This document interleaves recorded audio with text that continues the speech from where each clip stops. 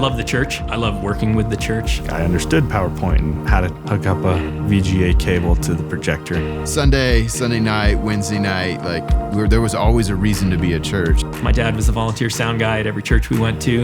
So I got firsthand experience working with video systems when they were a transparency and put the cardboard on it and try to make sure the correct verse was displayed.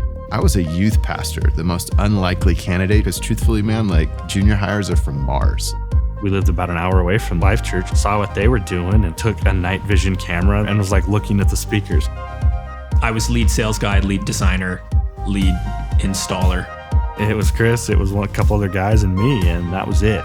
We lost countless projects because we weren't qualified or big enough. We cared about our craftsmanship and we cared about our people we were working with. We had just gotten an opportunity to work on Flatiron's new 4,000 seat design, and we had just gotten an opportunity to work with Life Church.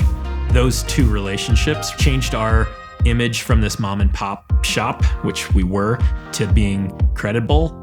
So when I met Chris and he started sharing with me the heart and the vision behind what Summit does, there was this thing that was aligning and lighting up in me that was going, dude, this aligns everything that you are in this one particular opportunity. The decision to just work with churches was a scary decision, but it was a deliberate decision. So we really said, hey, let's just do churches because anything else takes away from that passion. And so what was so unique about this was me getting an opportunity to support platforms across the world to help communicators communicate the gospel. I love working with churches all over that are impacting people and making life change.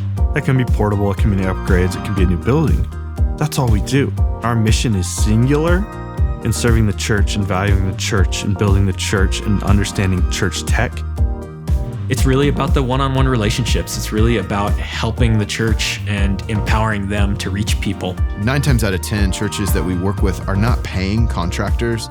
So these have to be high-powered systems that are incredibly awesome, but they also have to be incredibly user-friendly. When a portable system comes to set up, they can understand, hey, that green cable, that plugs into that green connector over there. When there's only 3 or 4 of those, all of a sudden I've knocked off 20 minutes and I've knocked off problems.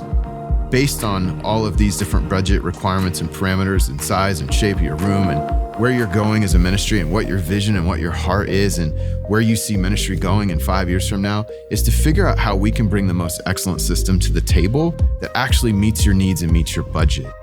My focus is not on what our sales number is going to be next year, what our profit number is going to be next year.